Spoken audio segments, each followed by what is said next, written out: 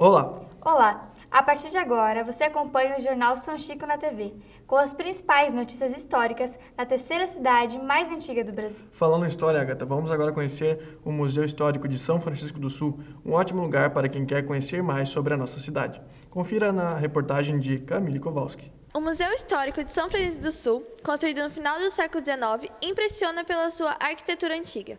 Mas o que mais impressiona os visitantes do local são as mais de 800 peças expostas em diferentes épocas da cidade. Desvendar os mais de 500 anos de história do município em meio a fotografias e objetos presentes no museu é uma ótima opção para quem deseja conhecer mais sobre a cidade mais antiga de Santa Catarina.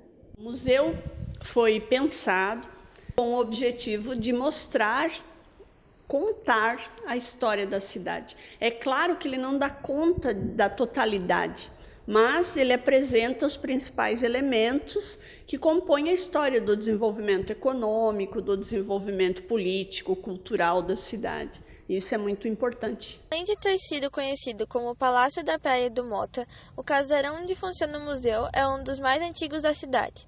Da sua criação até o começo de 1968, o prédio era utilizado como Câmara de Vereadores na parte de cima e cadeia pública no andar térreo, servindo de prisão a líderes revolucionários por conta da Guerra do Contestado. No quintal do casarão, ainda é possível conferir uma pequena solitária em espécie de porão, que era utilizada na detenção de doentes mentais e criminosos perigosos. A solitária, onde ficavam presos que por algum motivo haviam cometido alguma infração mais grave ou tinham algum momento de rebeldia, e lá eles eram mantidos onde a maré adentrava por aquele lugar. A água do mar, antigamente não existiam ali os ranchos de pesca que hoje se encontram ali atrás, então quando a maré subia, a água do mar vinha e entrava nessa solitária. Então imagina quanto não deveria ser complicado, o sujeito ali naquele lugar extremamente úmido e fechado, enclausurado. Nós não temos assim registro se havia violência física, se haviam castigos, isso não. Mas nós sabemos que esse prédio, por toda a história que ele comporta e juntamente com esse acervo, existe toda uma questão de energia aqui também, que a gente mantém. Obviamente, algumas pessoas dizem que existem fantasmas por aqui, que é meio complicado ficar aqui à noite, mas não, até hoje, assim, nada muito que a gente possa ter registrado ou explicado cientificamente. Além dessa parte onde se encontra a solitária, o museu possui outras alas que contêm um pouco da história francisquense, desde a sua economia até a criação do porto.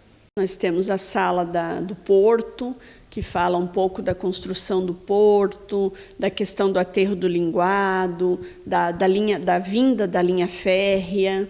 E daí nós temos também a sala dos trabalhadores portuários, que contam, nessa sala aqui que nós estamos, fala um pouco dessa questão tanto dos sindicatos, dos estivadores, arrumadores, como também da questão comercial, da associação comercial. Nós temos também uma sala dedicada aos intelectuais, algumas pessoas importantes que foram os primeiros a registrar a história da cidade, a falar sobre a história da cidade, e a buscar melhorias também no campo político. Temos também salas destinadas à história do esporte e à história da música, um cantinho dedicado à história da educação em São Chico, aos hábitos e costumes. Então, o acervo está disposto dessa forma. O museu funciona de terça a domingo, das 9 horas da manhã às 5 horas da tarde. O ingresso é no valor de R$ 3,00 para adulto de até 65 anos e de R$ 2,00 para estudantes e crianças de 12 a 16 anos.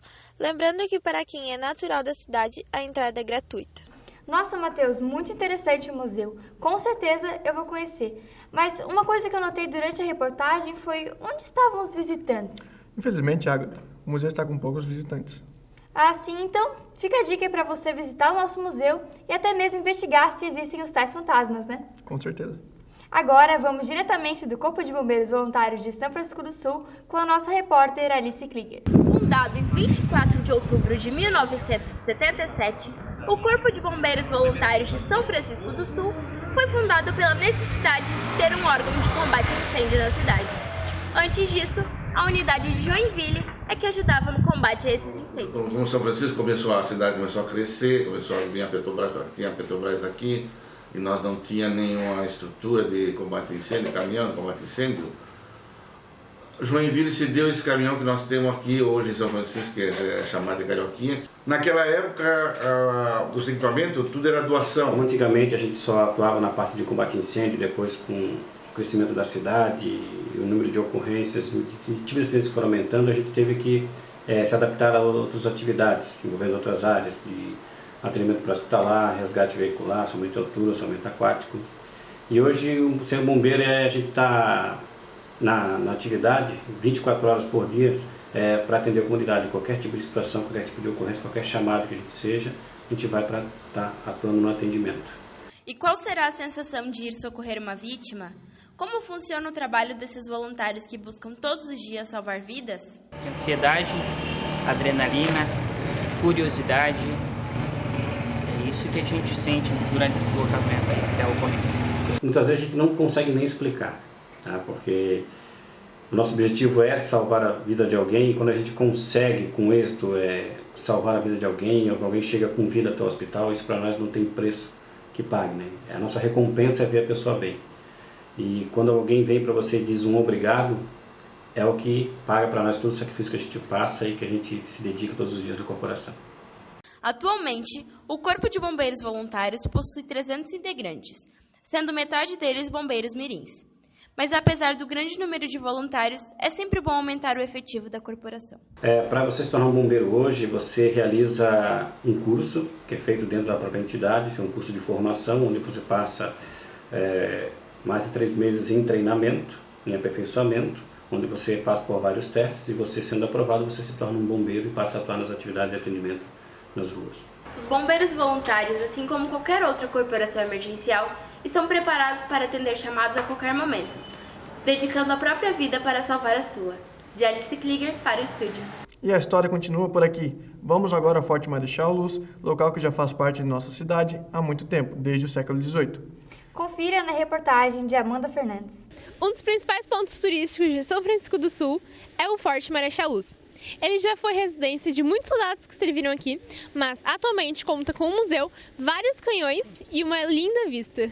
O nome do forte é uma homenagem ao Marechal Francisco Carlos da Luz, militar da época imperial e início da República. Sua história tem origem no início do século XVIII, quando os portugueses se instalaram na ilha, no topo do chamado Morro do Forte, formando a primeira bateria de artilharia para defender a entrada da Baía da Babitonga de invasores estrangeiros. Os fortes no Brasil foram criados para guarnecer o nosso litoral dos povos que eram contra que queriam até atacar o Brasil. O forte, desde seu funcionamento, não foi utilizado em combate, só para instruções, só para o período, vamos dizer assim, de instrução com os militares. A partir de 1973, a unidade que tinha aqui, a unidade de artilharia que tinha, ela foi, vamos dizer, extinta. Aí o forte passou só a ser um local de visitação, colônia de férias, tá? A partir de 94, do ano de 1994, foi criada essa colônia de férias.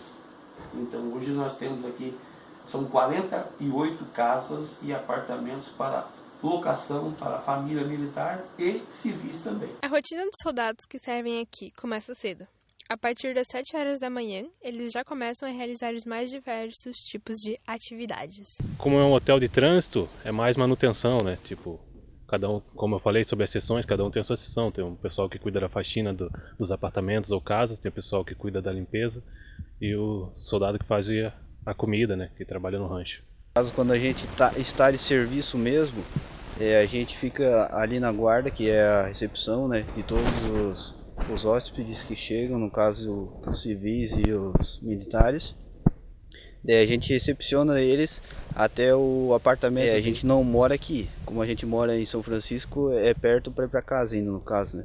A gente fica das 7 às 5 da tarde Daí 5 horas a gente é liberado. Além da visitação ao forte e toda a sua história, os turistas ainda podem apreciar a vista da Praia do Forte, que é escolhida por aqueles que preferem um lugar mais calmo e sossegado para passarem suas tardes de verão. O Forte Marechal Luz fica aberto todos os dias da semana, das 8 até as 17 horas. É um ótimo refúgio para aqueles que querem fugir do caos da cidade e aproveitar uma ótima vista. De Amanda Fernandes para o estúdio. Agora, nossa última reportagem vai tratar de um mistério. Fomos até a igreja matriz da cidade descobrir se realmente existem os famosos túneis secretos embaixo dessa antiga construção. Esse mistério foi solucionado? Vamos descobrir com a matéria da repórter Ellen Pires. São Francisco do Sul é uma cidade recheada de lendas. Histórias sobre carroças que andavam por aí sem cavalo, de ilhas mal assombradas e de até túneis que ficavam embaixo da principal igreja da cidade, a Igreja Matriz, localizada no centro histórico. Alguns dizem que esses túneis eles eram utilizados para o transporte de escravos. Outros afirmam que eles eram usados para o armazenamento de armas no período da Segunda Guerra Mundial. Mas, na verdade, ninguém sabe para o que eles eram usados ou se realmente existiam. Eu acho que é mais uma lenda, né? Acho que não é realmente mesmo. Não sei, que eu nunca vi, né? Eu acredito que existam, sim. E antigamente eles falavam que na verdade, eles serviam para colocar, no caso, guardar os corpos antigos, né, dos padres que chegavam aqui, como forma de recompensa, inclusive, deles serem do clero, né? Olha, já ouvi comentário sobre isso, mas nunca vi os túneis ainda. Diz que tem um que sai no Francisquense, outro sai no Centro Histórico, Morro da Cruz. A Igreja Matriz Nossa Senhora da Graça teve sua construção oficialmente finalizada em 1665, o que contribuiu para que fosse elevada à categoria de paróquia.